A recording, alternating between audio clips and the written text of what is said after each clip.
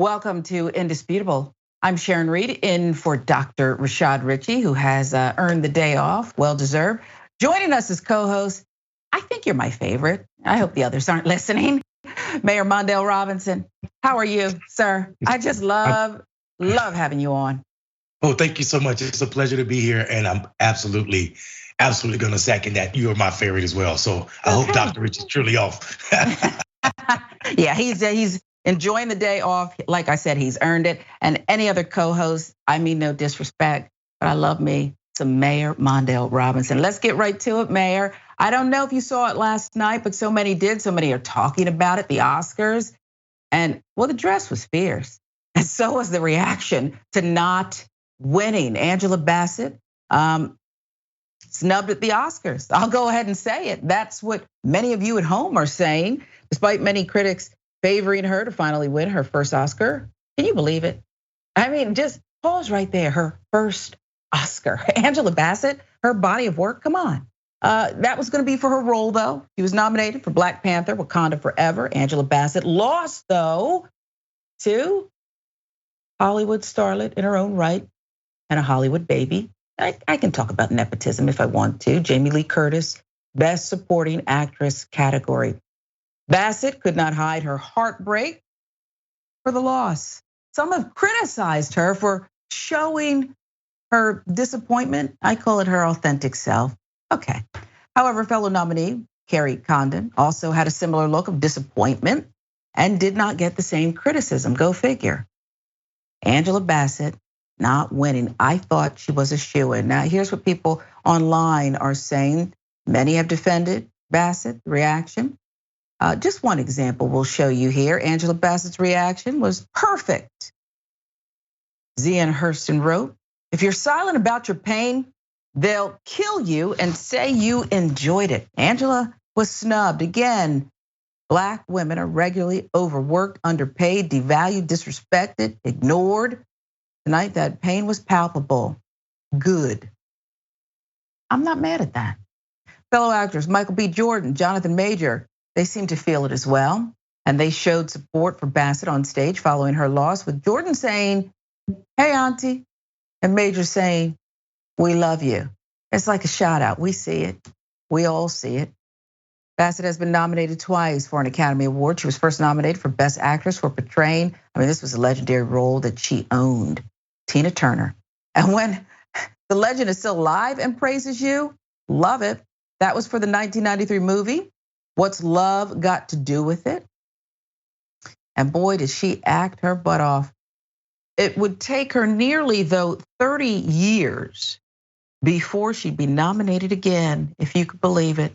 Angela Bassett, everything we know about her, and no. Mayor, I want to pause right there and bring you in on this. Your thoughts on, and I don't want to take anything away from Jamie Lee Curtis. That's not my intent, Mayor. But your thoughts on the reaction and her reaction to the reaction. So first of all, this is a woman who is well versed. I'm talking about Angela Bassett, well versed in the racism of Hollywood. She talked about how long she went between getting work after her first nomination.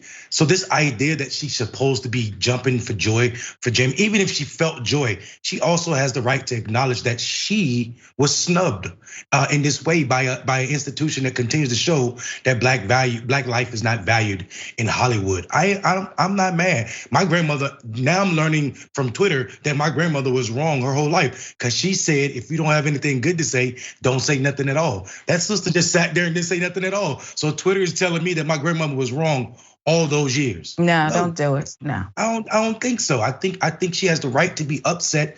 Hollywood is a competitive sport, and this is the height of, this is their Olympiad. So she had the right to not be celebrating somebody else as she snubbed for a role that is unbelievable. And she did a wonderful job, not just portraying this character, but acknowledging all of what had to go into it emotionally. The fact that Chadwick Boseman was dead, has died, and she still had to play that role, and she did it so emotionally well that I think it's impossible for her not to feel a certain way and not smile about it. And I think because she's so consistently good that so many think it's okay to just Well, that's what's expected. And then you throw in the racism, the history, but 30 years in between, we forget because, it doesn't crack. She looks so young. And I think, what is she, 64 years old, but 30 years until she gets another nomination. And you're right, and her husband looked puzzled too. He looked confused, okay? Courtney Vance, he looked confused when Jamie Lee Curtis's name was called and not his beautiful wife. We should also tell you, Mayor, 64 years young, I was right. Many fans fear this would be her last opportunity. I'm not buying that, but they felt like this was her one last shot to get that gold statue, especially after hearing this during an interview. Let's listen. I remember after What's Love, you talk about that. Yes. There were 18 months, a year and a half when I didn't work, And So was it because you that were turning a lot of things down? No. You just didn't, there was no material out there was no material. There was nothing offered. Wow. And now I guess maybe you're in this position where you've been nominated for an Oscar. You're a lead in this picture. What do you do then? Well, you can't trick yourself into thinking I've got to be the lead in every situation I'm really so happy that that I you said find that. myself. No, you can't you can't do that. Now, Mayor, I'll bring you back again and we'll just chat real quickly about this because as a journalist, and I did some entertainment reporting, I was always told an Oscar, we do this deep dive and they tell us an Oscar is worth $100 million, meaning you get a gold statue and the sky's the limit for you. There's no turning back. You can turn down, you can throw away scripts and turn around A-list directors, but not Angela Bassett, huh, Mayor? She's a black woman. I mean, we saw the same thing, if we're being honest, happen to Monique. Right? When you don't play the game, it doesn't matter what your Oscar or what color statue you have. You're still a black face, and they treat you that. They remind you that so often. So I even just listening to that interview, and while she was jovial in her response, I could hear disappointment in someone who's given so much to this institution called acting, and they just not rewarding her back. And I think it's absolutely disgusting that she's at this point in her career where, I mean, she's not named or owned by an Oscar, but she deserves several awards, several. Yeah. I think it's disgusting that we are at this point having this conversation. Still, an institution that is solely white thought, white ideas get to reward who they want to reward, regardless of how much black women give this institution, and it's just sad to see it. Yeah, I hear people online talking about, Reese Witherspoon in this one, Gwyneth Paltrow, Shakespeare in Love, I think it was, and they're saying, huh? Okay, they can act, but really? But let's talk about diversity, Mayor, because there's more. The Academy of Arts and Sciences has drawn criticism, of course, well-deserved, for its lack of diversity over the years, and it's really, you could say the system's rigged because you got to look at the history here. So let's put it up there, including the new class. According to the Academy, 33% of its members identify as women. 19% are from underrepresented ethnic, racial communities, on par with last year's benchmarks. In a landmark 2012 analysis, the Times reported that Oscar voters were at that time, was this when we got the hashtag? 94% white, 77% male. That's from the LA Times. Oscars so white. Prior to the event, Entertainment Weekly interviewed 4 Academy voters anonymously. That's where some of the best reporting is done. That's where you really learn what people think, okay? Including a longtime actor who said this, quoting, "Think the Academy is making an effort to please everybody." Here we go. And it's reflective of the state of the world. But I feel like they're being held hostage somewhat unfairly by the wokeness. The actor later adds, taking issue with the group's increasingly political and increasingly commercial taste. Now, are we sure that was an actor, Mayor? It could have been Ron DeSantis. Who did they interview for this Entertainment Weekly article? Ron, was that you? You know, woke, woke, woke. You know, woke, woke, woke. Everything is woke, and I feel bad for people who can't say what they really want to say because that's a racist comment. You're saying wokeness is it's really an anti-black statement. If you look at what wokeness is, it's a word about those of us who are aware and speaking out about the injustices that happen usually to black people. That's the historical context of that term, and it's a new term that Republicans are using to control this. This person, not just in the use of wokeness, in that entire statement, sounds like an upset white person who is mad that the world is not about whiteness and being asked to recognize the truth that there are skills that white people miss when you're only judging your art. He seems frustrated with that situation, that scenario, and I think this person's thinking lines up perfectly with what happened to Angela Bassett and how she was snubbed.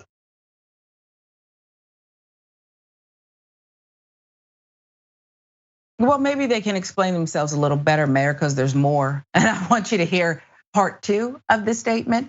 Okay, the actor ranted about the perceived snub of actress Viola Davis. Had a lot to say about that as well, quoting, "When they get in trouble for not giving Viola Davis an award, it's like, no, sweetheart, you didn't deserve it. We voted and we voted for the 5 we thought were best," he finishes. "It's not fair for you to start suddenly beating a frying pan." Why is it gotta be a frying pan? But anyway, and say, "They're ignoring black people." They're really not, they're making an effort. Maybe there was a time 10 years ago when they were, but they have, of all the high profile things, been in the forefront of wanting to be inclusive. Viola Davis and the lady director need to sit down, shut up, and relax. You didn't get a nomination. A lot of movies don't get nominations. Viola, you have 1 or 2 Oscars. You're doing fine. Again, anonymous, not really courageous, didn't really want to go on the record with it, but had a lot to say and probably a few cocktails, so they were free flowing. There's still more, Mayor, and then I want you to respond. The Academy is bent over backwards to be inclusive. Last year, there were more black people presenting. It's like, come on, I think Viola Davis is snotty, crying. I'm over all of that. Wow. I mean, really? I'm willing to believe that Andrea Riseborough gave a better performance. He would then rant about Danielle Deadweiler. Was so pandering until, right, for an Academy Award nomination. She was good. I mean, who wouldn't be good in a part like that? The strong, wronged mother. But you look at the real Mamie Till, she's not wearing all these incredible gowns and beautifully made up. I thought it was a confusing message. If they'd really made a movie about that woman who was not used to being in the public eye and wore house dresses, she wouldn't have had one incredible outfit after another. The ego behind this, pushing her to be a movie star, was too blatant for me. Okay, Mayor, your turn. Well, this person's racist, right? Like this is a racist person talking. This, first of all, frying pan. He didn't even say the director, the lady director. He's sexist, racist, white man. That's what this is. I don't care what actor is. You just embody both of those things. This entire response is ridiculous. The idea that and then you say a white person did a better job than Viola Davis. You didn't say that. It was a lot of racism for me. And here's what I would say. What's telling though is these are the people who are picking the winners. So what he's saying to us is exactly what the hashtag was about. The hashtag Oscars so white, and we see why. There's no value in this person in anything that's black. Viola Davis, you don't deserve an Oscar because you already got one. Well, I didn't think Oscars were about rewarding people because they already had one. Tom Hanks. Yeah, exactly. I thought it was about the act of that acting. So I think this person they need to find out who this anonymous person is and let that person be gone. I have been a reporter for far too long, an investigative journalist as well. And I gotta tell you, we protect our sources, but sometimes things do need to leak, okay? Somebody in the newsroom needs to go over and maybe take a peek at something so that we can find out more for the greater good here. Who are you? And can you go away? Did Mel Gibson send you? Okay, I don't know, but something is amiss. Now we can't tell you there is a positive note from the Oscars. Michelle Yeoh became the first Southeast Asian actress to win Best Actress. She joins Halle Berry, who co-presented her the award, as the only two women of color to win Best Actress at the Oscars in 95 years. Berry won her award 21 years ago, Mayor. Isn't that it right there? Only two women of color. That speaks to opportunity, right? Access. And it speaks to credibility. This is not a credible process, Mayor, is it? It absolutely isn't. I mean, it goes back to this idea, this culture of Oscars is a white culture. I mean, how can you actually say that, Michelle, in 2023, 92 years on, only two women of color rose to this level? I don't believe it. I don't believe it. The only thing I am left feeling when I hear about the Oscars, because I don't usually watch it, is another white institution is, picking, dotting a couple of few brown and black people just so they can continue with their self of awarding their self. I am not impressed with the fact that you have this institution that takes so much from other cultures and reward white people over and over and over again. And maybe that award is $100 million award for some. But most of those people who do receive that $100 million value are not people that look like you and me, Sharon. Not at all. No, they're not, Mayor. And let's talk about the racist anonymous commenter in the Entertainment Weekly reporting one last time, because he seemed to be exasperated by the black trauma, okay, with Till and come on. And the other thing we have to talk about in Hollywood is the scripts, the stories. I too am filled up on black trauma, as if we don't have anything else to celebrate. So when we have a superhero before us nominated, don't blame us for believing that part, she deserves that gold statue. But I'll leave you with this and give you the last word, Mayor, because I do wonder, and it's something we talk about internally a lot, externally too, though. When do you stop begging for that approval? We know she's great. And let's remember, Mayor, she never said a word. She just sat there and looked, and everybody's gone crazy about, how she was ungrateful and disrespectful. But when do we stop begging for the ultimate? Yeah, and I think beyond begging, I think what black people do is the way we show up out loud, and I think we're obligated because we know there's a generation and people coming behind us that if we're silent about it, then that our story won't be told. So the idea that black people complain about what does not happen at the Oscars, what does and does not happen at the Oscars, it's just a marker for history to say we've been saying this for so long. We've been saying this for so long, and I think we need to continue to do that. I don't think we stop until equity is achieved. So as long as people as talented as Angela Bassett are being snubbed, as black people, we are obligated to say something. I will say there is something truthful about what you said about this man saying Miss Till didn't have this kind of wardrobe. Really? Are you saying that Hollywood reflects everybody's wardrobe? And I mean, what are we talking about? To say that you don't believe this woman should have been dressed up to be made basically suitable for white folk, suitable for Hollywood, he didn't believe it. It didn't seem true. Who are you? What do you know about Mamie Till? What do you know about this woman's dress code? Is not a historian in the least, okay? Has not studied Mamie Till, I guarantee it. At all. His idea of her is Mammy. That's what he was thinking. That's what he wanted to believe. That's that part. You're right. Oh, I just love having you on because you keep it real, keep it a buck.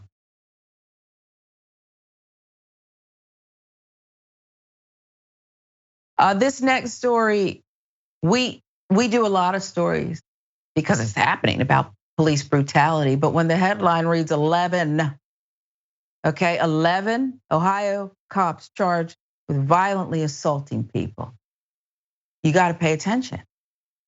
We know it's systemic. We know it's a cultural thing. But this means it's written into the law, it seems like, that this is what we're doing here and you're not gonna do anything about it until it gets so big and so grand that I guess we can't ignore it.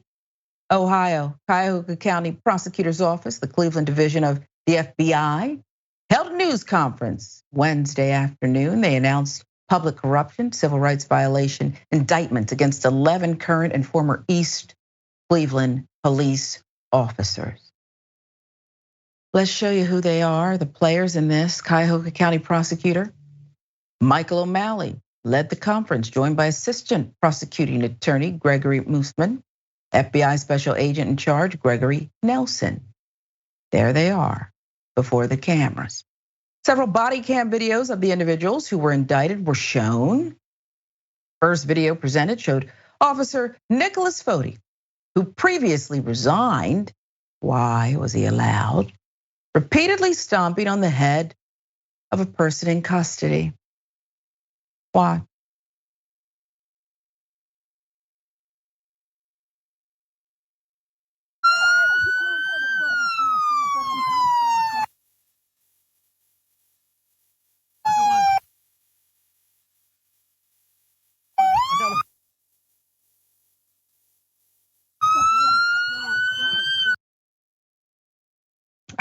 I had to lean in on that one, Mayor, okay?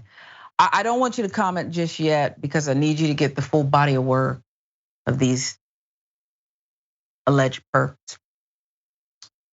Second video shows Officer Ian McInnes, current police detective, ordering a person to lie down on the floor before kicking them in the back.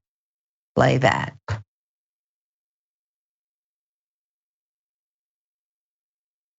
On the ground, face down, or you will be tased. Face down on your stomach. On your stomach. On your stomach. Stay down. Put your arms out now. Do not move.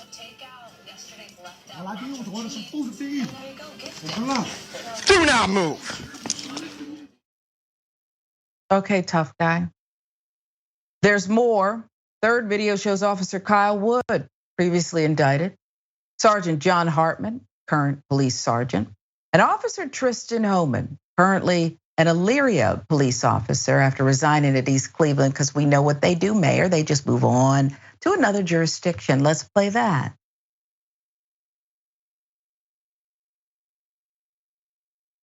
Get that bitch. Stop. Hang on. Get his ass. Get his ass, boy. Get his ass, boy. In the car. What should I say? 20 headquarters. Nice little ass whooping.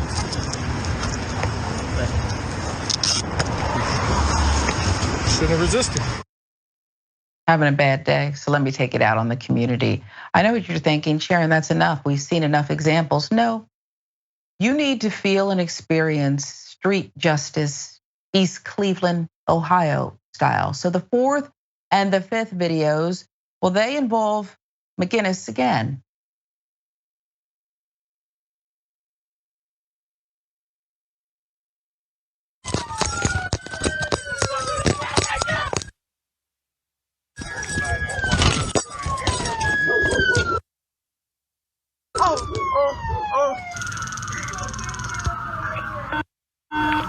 Turn around. Get out now. Face down. Do not move.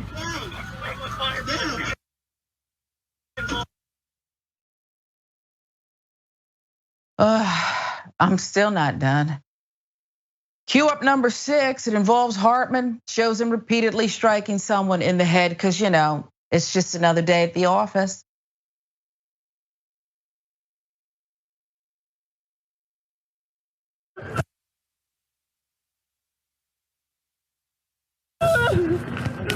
Stand up.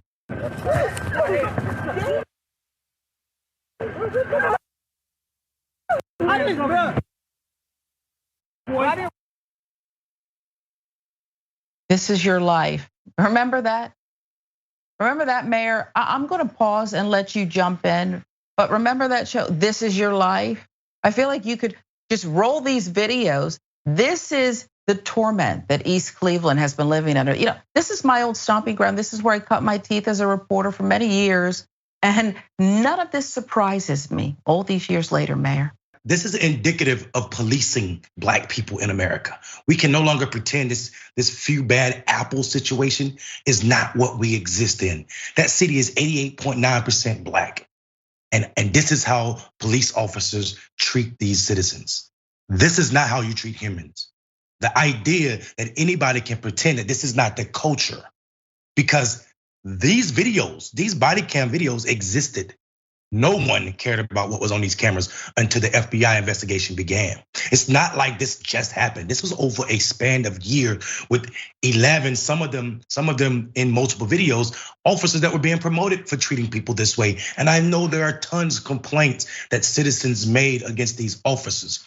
Everyone arrested by any of these officers that is Black should have their cases reopened, because racism is on display every time one of those guys put on a uniform. And it is absolutely disgusting that we saw what we just watched. It is disgusting, and I have mixed feelings, and we'll get into them, about the prosecutor in this case, who's very bold next to the FBI and has a starring role as he plays video after video. We know the close relationship between police, prosecutors, and discretion.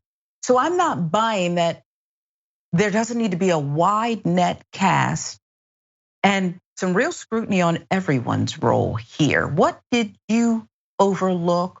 What did you look away from? That's what I want to know. But let's go ahead and cue up the 7th video involving Officer Tyler Munson, current police officer. Previously indicted Officer Brian Stoll, currently on leave for previous indictments. Is anybody clean here? Kyle Wood following an arrest and at the ECPD precinct. Take the video.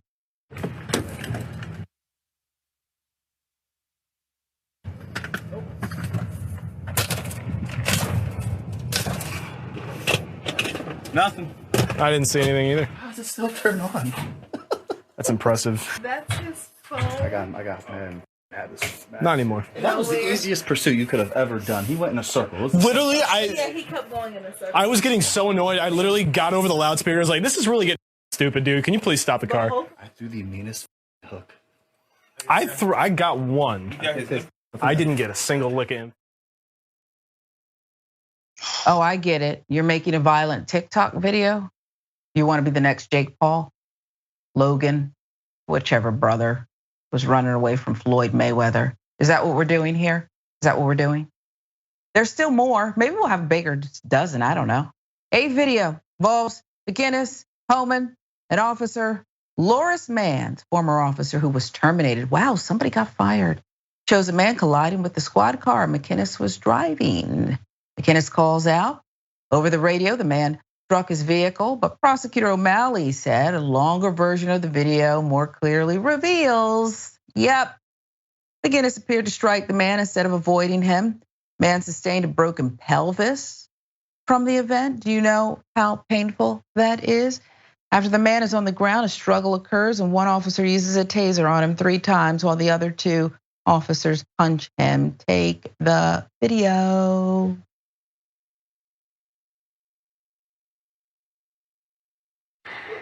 He's bleeding from the head, Stop Just get control, stop fighting. Hold on, taser out. Taser, you gotta Taser out, you want your tase, stop fighting. Stop! Taser out. Drive stun. You want to get it again. Stop fighting! Stop fighting. Stop. Where did he dump the gun? Stop resisting. Stop resisting. You gonna get it again. Stop resisting. I can close my eyes and I can hear my ancestors and slave catchers, and I can hear them Mayor. That's what I hear. Thugs. There's people who pay, Mayor, to go play war games and, get beat up and do all of these things. Their adrenaline's going, and that's a fun time for them. This is real life, and this is what we're paying people to do. That's the part about it. This is taxpayer money funded lynching. This man had on handcuffs with a broken pelvic and was getting punched, kneed, and they're saying he's resisting. How is he resisting? He's on his belly, handcuffed. He's not resisting. You're on top of him, and he's in pain. You hear him groaning throughout the video. The problem we have in this country is America's tolerance for Black suffering is so high that we're left to deal with police officers that show up in our community in this manner, treating us as if we're animals. And they are absolutely, historically and now, getting away with lynching Black people. Yeah, because they are. Yeah, and it's directly, we cannot silo policing from slave catchers. And I'm glad you said that, because the first police departments in this country, actually in North Carolina, were transformed out of slave catchers. So slave catchers became police officers, and they still doing the same thing that they used to do. And this is why we Illegally need seizing Black bodies for torture. This is why your voice is so important, because this is our history. Why are you trying to repair this? Sometimes you got to tear the house down. You have to tear it down. The car is totaled. God forbid you're in an accident and they come, you put in the claim. There's nothing we can do with this vehicle, Mayor. It's totaled, okay? That's what we're doing. And there's still more, okay? 9th video, yep, number 9. We're doing it deliberately because you need to see, feel, and hear all of it. Officer Brian Parks, current officer, tasing a man multiple times. Let's go.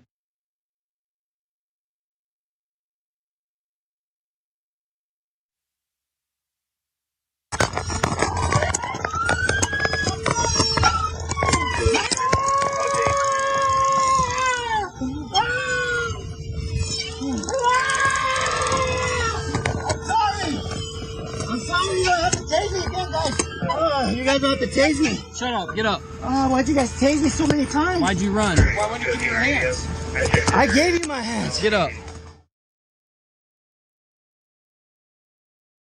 7 of the officers newly indicted, 4 of them previously indicted on other charges. As of Wednesday, there have been 16 current or former East Cleveland police officers indicted in the last 6.5 months. That from News Channel 5 out of Cleveland. Current East Cleveland Police Chief Brian Gerhardt released a statement on the indictment stating, I'm gonna go ahead and read it, Mayor, but it's real tough to get through this statement, this foolishness that I'm about to read, but this is what they provided. There has been full cooperation from the department during the ongoing investigation before promising to move the department in a positive direction and rebuild the agency. Chief, use a lie. A lie. Rebuild the agency. What? Full cooperation? All of this happened when who was in charge? Huh? This isn't the NBA where you're trading players and you're seeking a championship. This is the same old game. Tell me I'm wrong, Mayor. You're not wrong at all. You're spot on. It's unbelievable. It's unbelievable that this person is not under investigation as well. The fact that you can sit back in your chair as you managed these people, all of these people, you managed all of them as the chief and promoted some of them. And only one of them has been terminated. The rest of them are getting taxpayer money still on leave.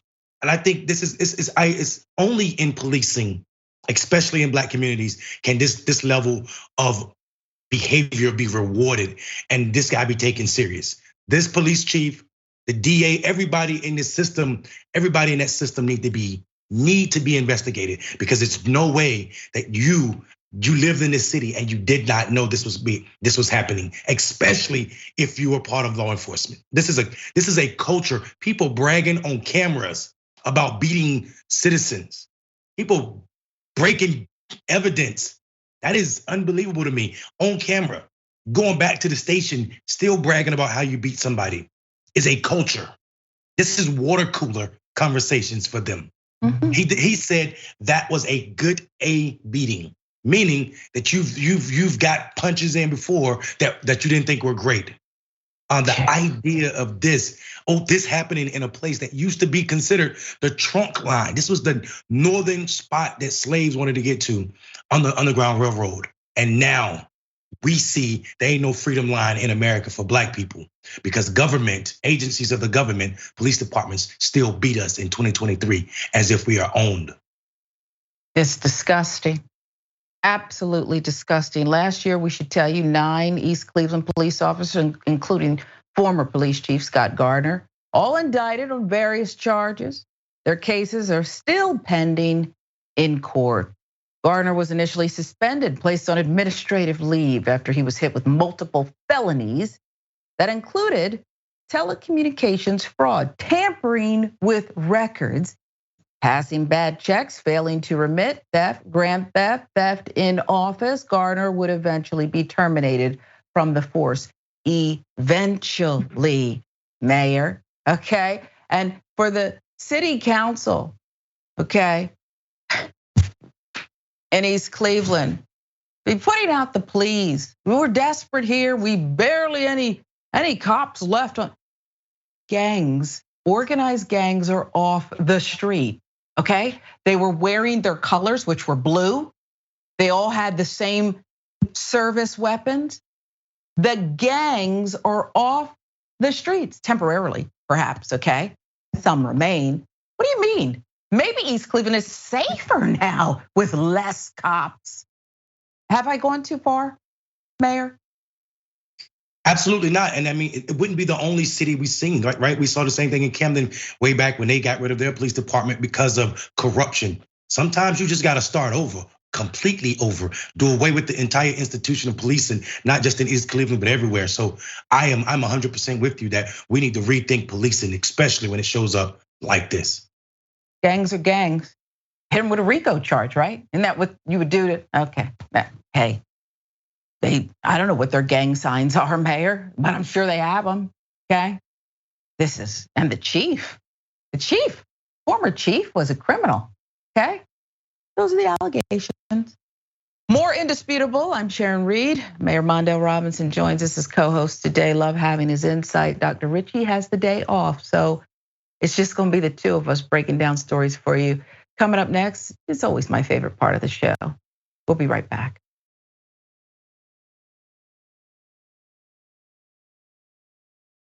Welcome back to Indisputable. I am Sharon Reed, and for Dr. Rashad Richey, who has the day off, Mayor Mondale Robinson.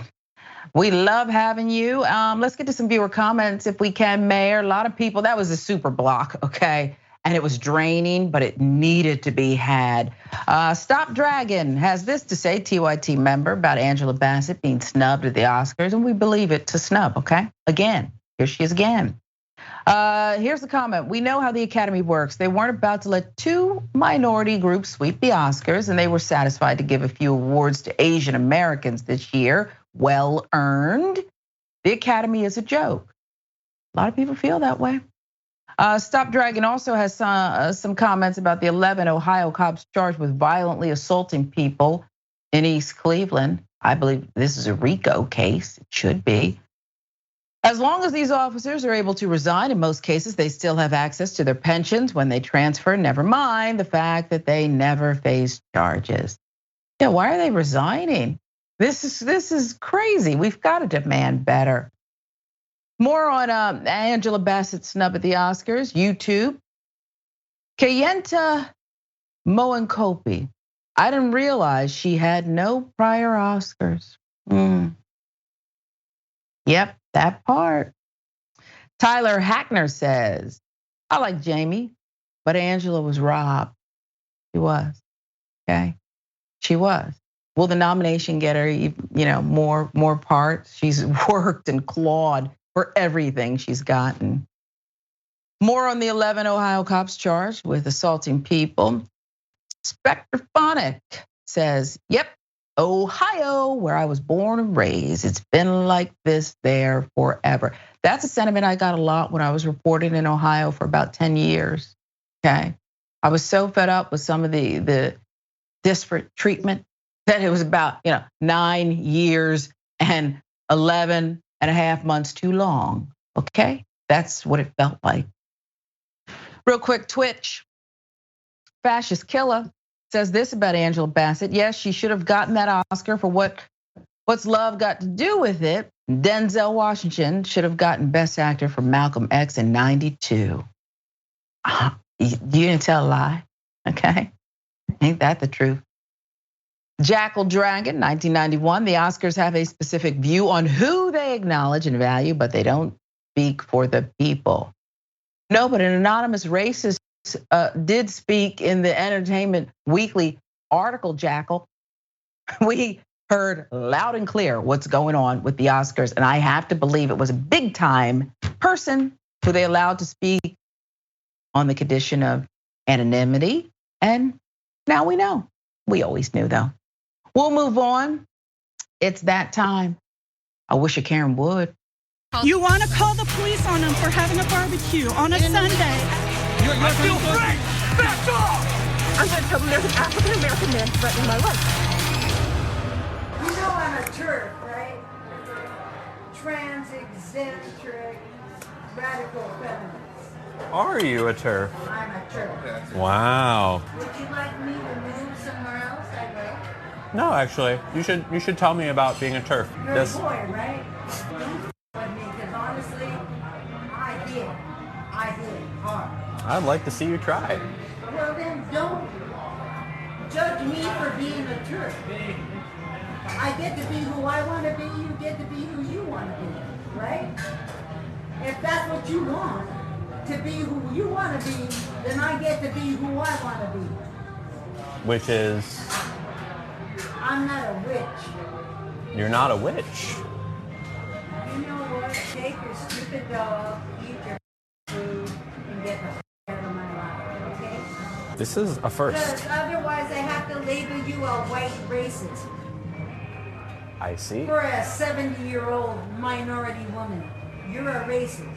You want your rights? I want mine too. Excuse me. Could you grab the manager, please? I am so terribly sorry. I'll never be escalating about trying to get information. I do apologize about that treatment. I know that decor anywhere. I know that Cheesecake Factory decor anywhere. And the brown bread, okay? Just wanted to go in and enjoy a meal. Here comes Karen. We'll tell you more. Karen harassing, threatening this trans woman at the Cheesecake Factory. Didn't even get to the red velvet cheesecake's my favorite. I really enjoy it. But not when a Karen is harassing, intimidating, threatening you. There is an update video in which Lily, who was victimized in this case, answered questions about the Karen. The unidentified Karen was indeed a minority woman.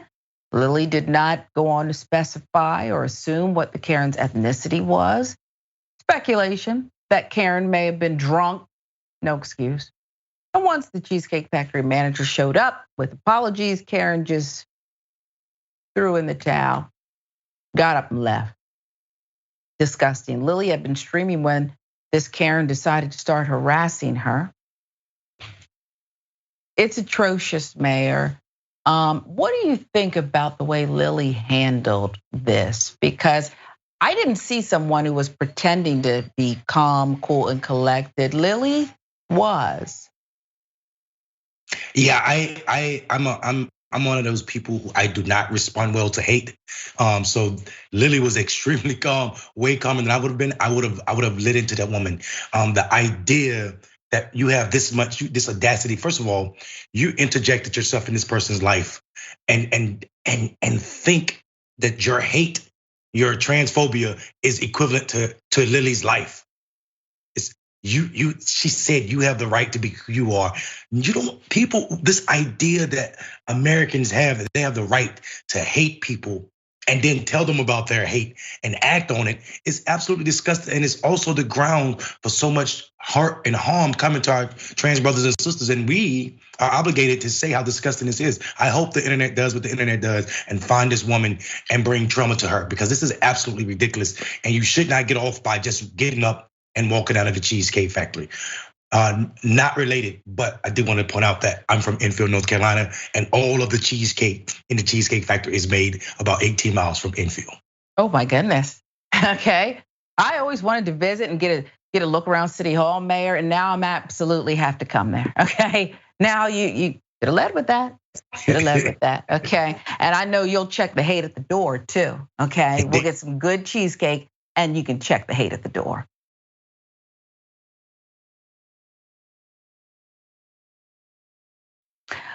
We should tell you that hate's not just in certain parts of the country, it's everywhere. Let's give you a double dose. You want to call the police on them for having a barbecue on a Sunday. I feel free! Back off! I'm going to tell them there's an African-American man threatening my life. Hey, what is wrong with that? Is not okay. No, is lesbianism okay? It is. Yeah. No, it isn't. Why isn't it? Because you touch children, you rape children. I do not touch children. Yes, because you're all evil. Oh. You're evil. God doesn't want you to talk that way to people. Do you go to church? Oh, I'll record you all day. Do you go? Oh, sweetheart. You know who I work for? You know who I work for? Do you know who I am? No, nobody knows who you are. Okay, great. You ought to be ashamed of yourself. You should be ashamed of yourself talking to people this way. No, sweetheart. Yes, sweetheart. I'm actually very proud. Are you the manager? Yes, I'm the manager. Oh, okay. I'm gonna need your name. I'm gonna need your name. My business card is right there, but where is it? No, let me have it. We're so sorry. No, that's not you. sorry. I'm gonna try not to intimidate. Isn't that lovely?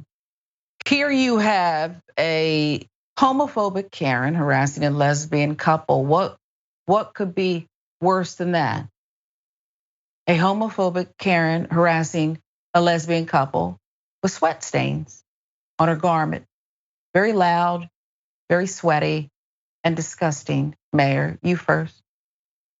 Yeah, listen, this Karen's physical appearance and the sweat, that's exactly how I feel when I see hate. I start sweating. I cannot believe, first of all, kudos to the manager who stepped in and the workers who said, they're apologizing. But what also needs to happen is these people need to be made to feel uncomfortable. There needs to be more. It shouldn't have been this much hate happening for this long. And we didn't even catch the first part of the video. So these women had already been being attacked by this woman before they even started recording it. Somebody else should have been on that video defending people. When we don't defend other people, when we pick and choose our battles, we're always leaving other people out in the cold to deal with injustices by themselves. And that should not be the case. This woman's behavior is on point with disgusting for sure. Shame has its purpose in a civilized society. A public rebuke has its purpose. It really does. And we're not doing it enough. And you know how I know that, Mayor? Because like you said, this homophobic Karen announced her hate, okay? Felt like didn't have an army to back her up, but just started unleashing it because she knew 9 times out of 10, probably more, the percentage is probably greater, she'll get away with it, right? It's absolutely correct. There's no repercussions for people to come in the world and spew hate. And people want to blame it on Donald Trump, but this has been Americans acting like Americans longer than Donald Trump. What we saw was huge on his scale for sure, the amount of hate and lies that he told, but it wasn't the beginning there. I mean, Ronald Reagan was guilty of it. He announced his presidency from a racist spot, right? He went to Philadelphia, Mississippi for a reason, because that's where people were killed for trying to get equality. So this idea, this long string of racism and hate for people that have been othered by Americans is as American as apple pie. It's just incredible, Mayor, and I don't know where we go from here, except we've got to rid ourselves a bit. We need radiation, chemo for this kind of hate. That's how desperate it is. Much more indisputable when we come right back. I can't wait to get that cheesecake, Mayor. Enfield, North Carolina, 18 miles or so, you said? We'll get it. We'll get it in. I'm Sharon Reed in for Dr. Rashad Richey. We're right back.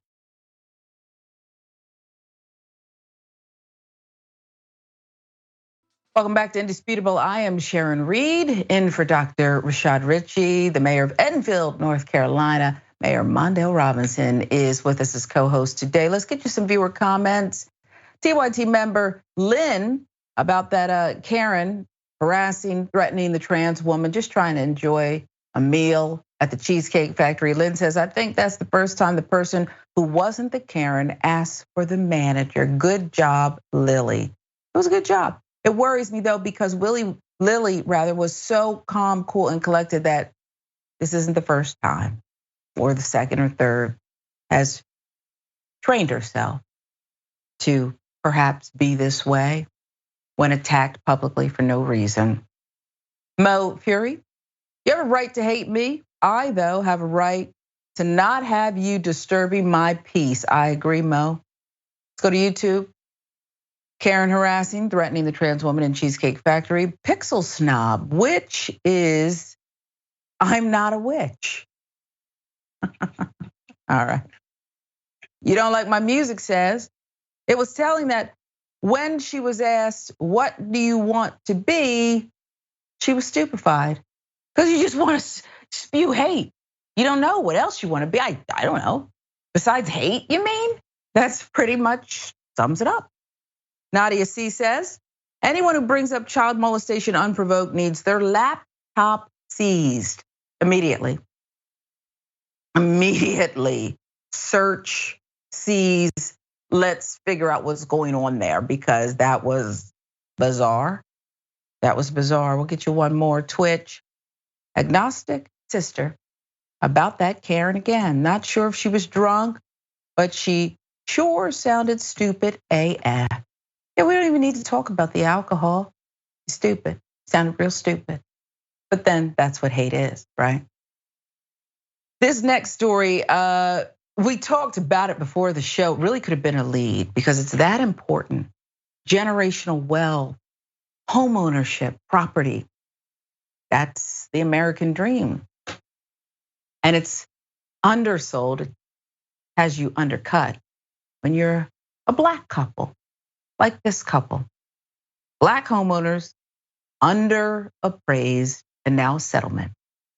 Marin County couple Paul and Tanisha Tate Austin have recently settled a racial discrimination lawsuit after receiving an insultingly low appraisal on their home. Mortgage broker hired Jeanette Miller's appraisal company through AMC Links, who appreciated the home at a worth of $995,000, just under $1 million. That's a shocking number, considering in 2019 the market value had been $455,000 higher. Subsequently, here's how the Millers reacted. They returned to AMC Links and asked them to send a different person to appraise the home. For this appraisal, the couple prepared. They removed evidence of their racial identities inside their house, asking a white friend to pose as the homeowner for the second appraiser.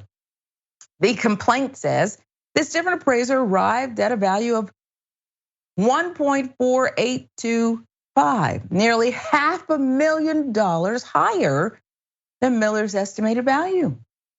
Atlanta Black Star with the story. And here are the Austins and Jan, their white friend, who stood in on their behalf, an ally.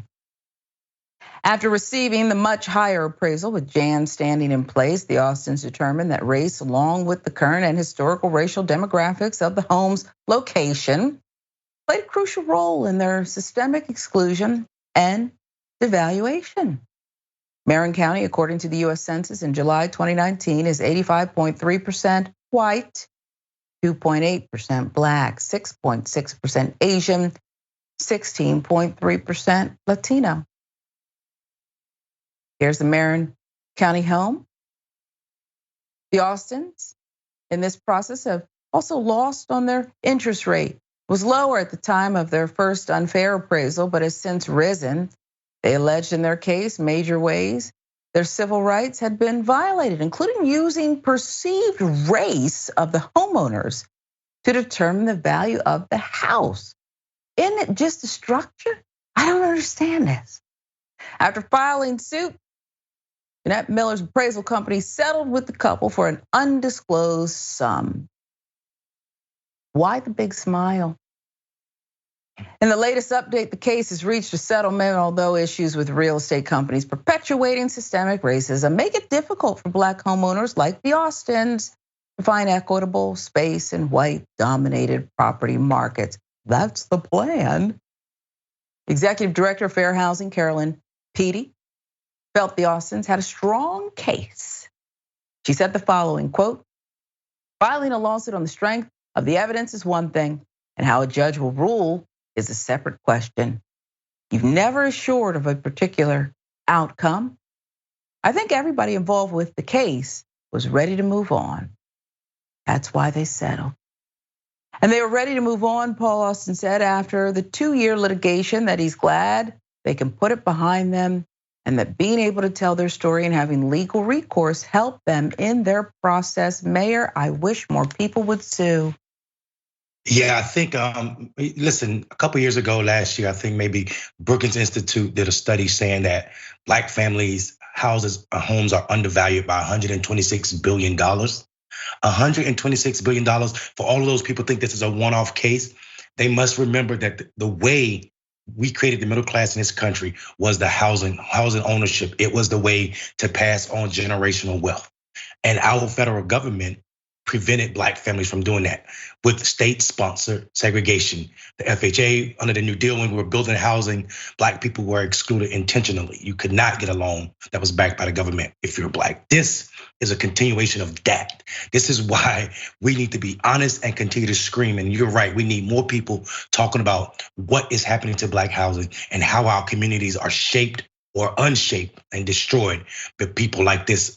She should lose her license. You should not be able to praise anything because we see how destructive you are. If you are a Black person and this woman show up, you should immediately run her away.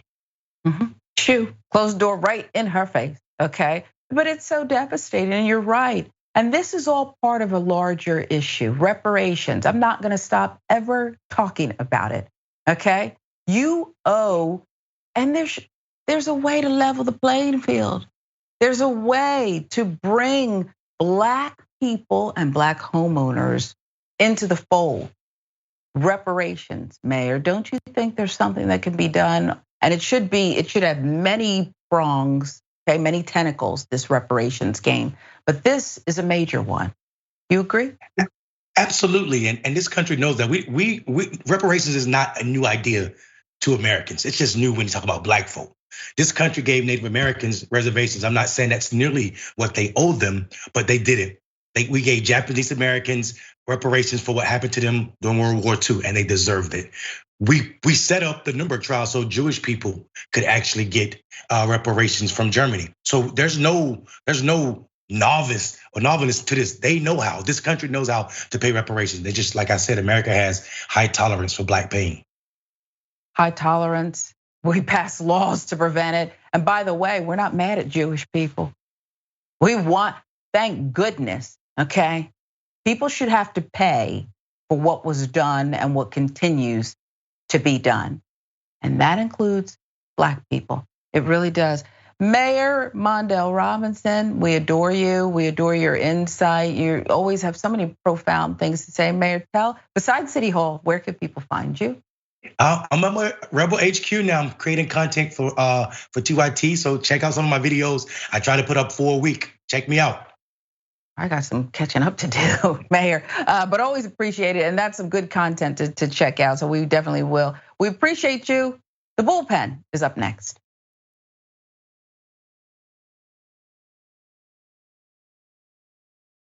I'm Sharon Reed in for Dr. Rashad Richey. Welcome to the Bullpen.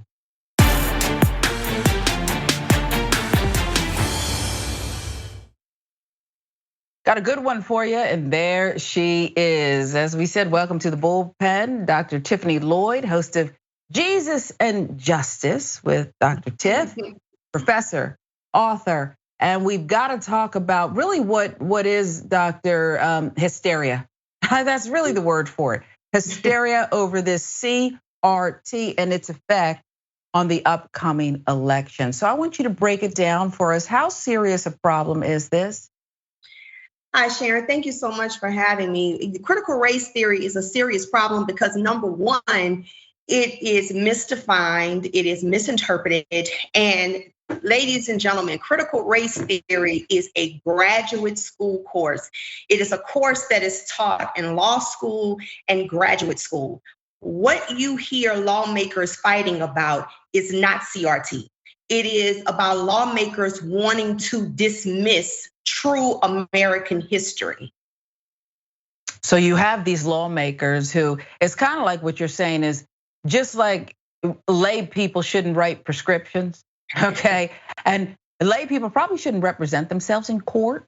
Okay, there's certain things you can't file a brief. You don't know what you're doing, okay? So they shouldn't be talking about this and interchanging words like wokeness.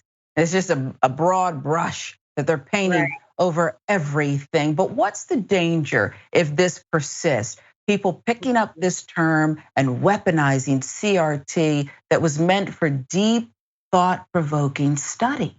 Well, first of all, CRT was introduced in the 70s, 80s by Derek Bell, Kimberly Crenshaw, Patricia Williams, Richard Delgado.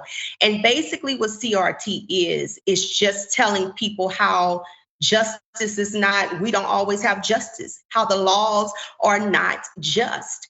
And so you already have approximately at least 36 states that have tried to restrict talking about racism, things that have really occurred. Here's the thing, is that what they are fighting for in the school system, it is basically you're indoctrinating minds. You're trying to indoctrinate minds.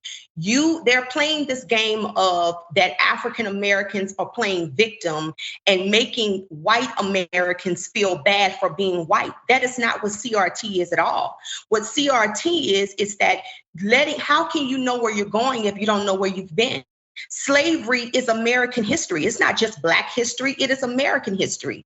So when people say, well, what laws are in place that have undermined, that have restricted African Americans, let's go back to 1857, to Dred Scott versus Sanford. When Dred Scott tried to sue for his freedom, when Sanford moved him from a slave territory state to a non-slave territory state. You had a US Supreme Court Justice, Roger Taney, that said that when they wrote the Declaration of Independence, we hold these truths to be self-evident, that all men are created equal. They were talking about white men only. And then Roger Taney also went on to say that African Americans were not looked at as citizens. Therefore, they had no right to sue anyone in the court. So when you go down to 1896 to Plessy versus Ferguson, he can't ride in a railway train car because he is considered 1/8 Black. And then we can just go on and on with Jim Crow, even voter suppression now. They are trying to make kids forget about that history existed. And when you live in certain states, such as Texas, it's not even saying anything negative about the KKK. They don't want you to say anything negative about the KKK, saying that they are a white supremacist organization. And that is what they call themselves. So this is a problem in elections when you already have 36 states that are trying to restrict talking about racism. Yeah, it's like the next pandemic to me. We're already in it, so to speak. When you talk about the speed that it just keeps infecting more and more people in many more states. You earned the title of doctor, okay, the way you broke that down, your history.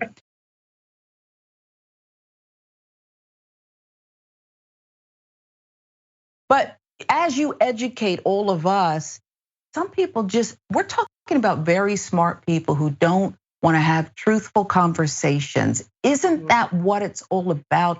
And why is the truth so scary? You know, I think that those are individuals that are committed to misunderstanding.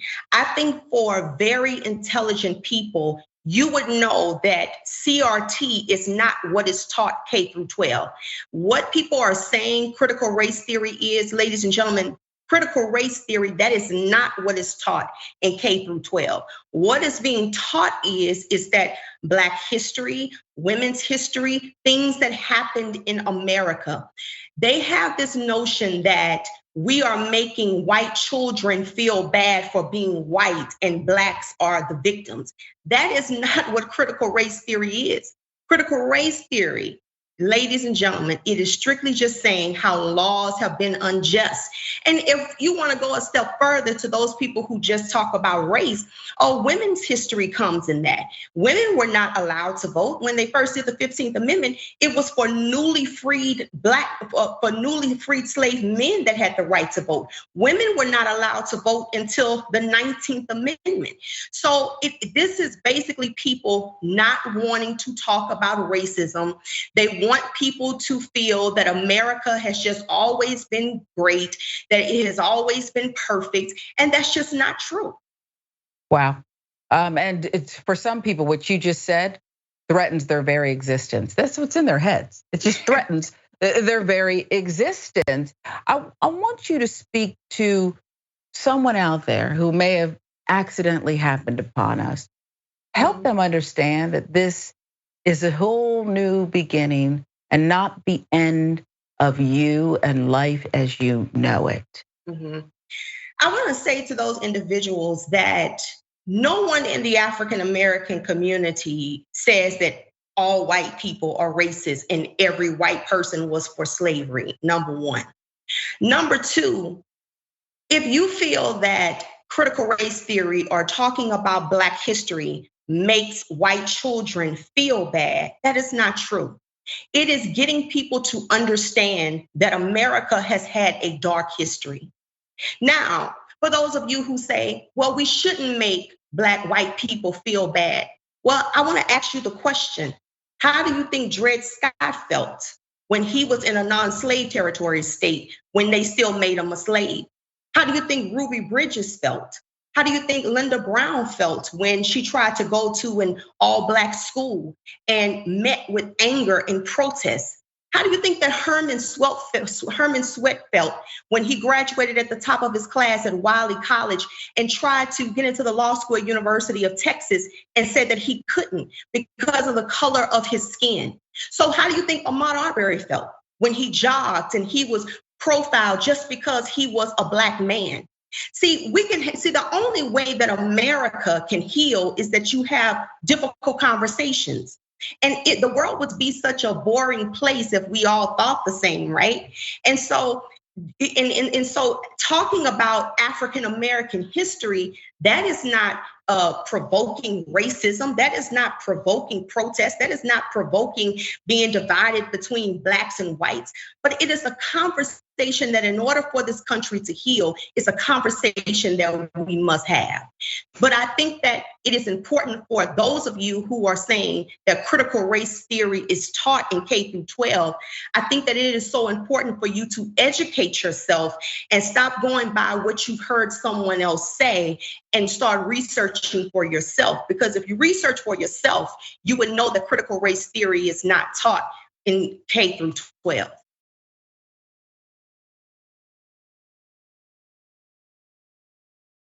When you have so much, Dr. Lloyd, misinformation and threat of criminality, right? There's real sanctions that what's his face down in Florida is making sure, he either this time or maybe he waits. They really want to criminalize people who just want to learn. You're saying go out, educate yourself. Books that aren't allowed to be in libraries and that whole thing. It's like I had a wise friend say to me here in Georgia, they're passing all these voter restrictions, can't pass out bottled water, you can't do this and that. But at the end of the day, we could still vote. And you better get out there and wait in line and vote. And we did. We still did it.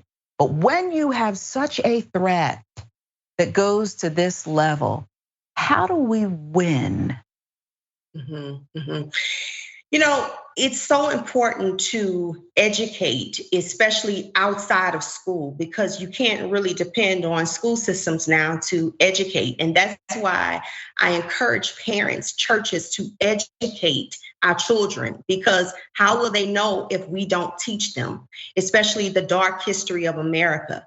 And then when we look at laws of how marijuana has been abused with the African American community, think about Harry Anslinger, who was the director of the Federal Bureau of Narcotics. Watch this, Sharon. He said originally that weed was not a big deal, that it was an absurd fallacy that marijuana was bad. But then he goes back on his word. He says that the majority of the users of weed is used by the African American and the Latino community.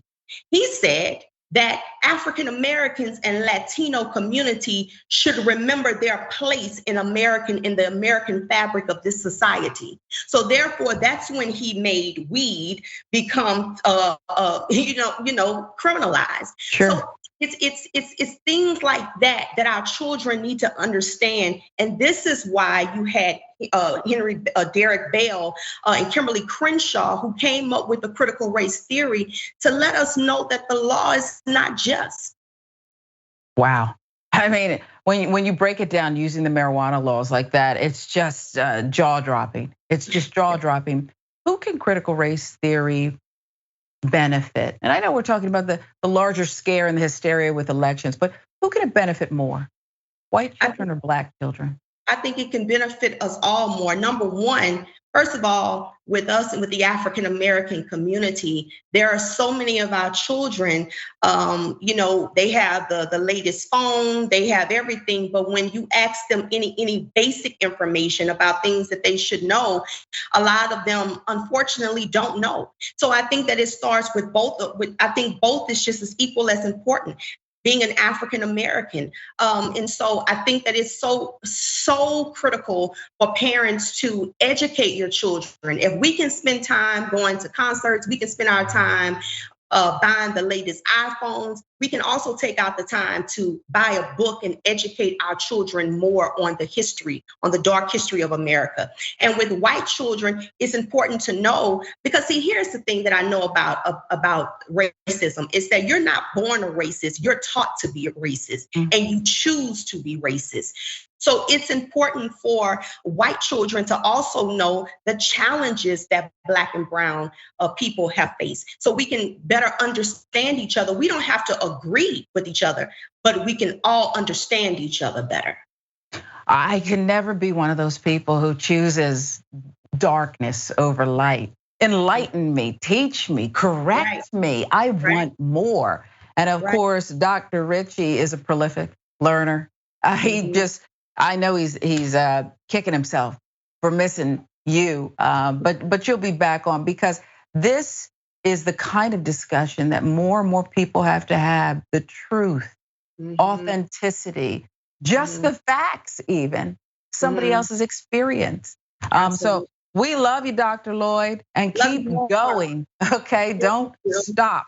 And I know Dr. Richey will have you back. I thank you so much. Thank you so much, Dr. Lloyd. Appreciate you always. Thank you. Thank you for joining the bullpen. I'm Sharon Reed in for Dr. Rashad Richey. Another groundbreaking conversation, many more to come.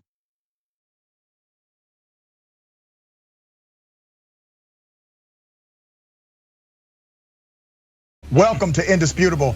I'm your host, Dr. Rashad Richey. We got a lot happening today. But what do we do on this show? We tell the truth. You know why we tell the truth? Because the truth is simply indisputable. Rashad, great to be here. Congratulations on the new show. And I gotta let everybody know that Rashad and I go way back. Here's the pattern that we see in all of these Karen stories. They think they own stuff they do not own. Now, where does that come from? I don't know, maybe slavery. Maybe they think they should still own Black people. This is what happens when Karens weaponize the police.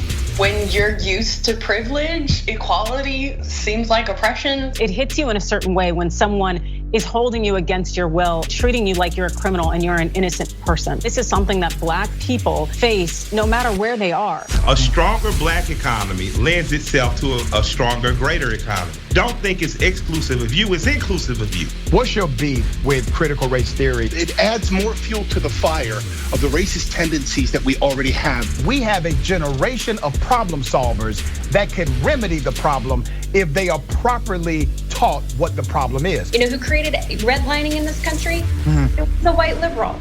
I don't give a damn who created it. If it's a racist policy, Shelley, here's what I don't know. I don't know. See, there you go filibustering, brother. You're scared of this truth, but you're gonna get it though.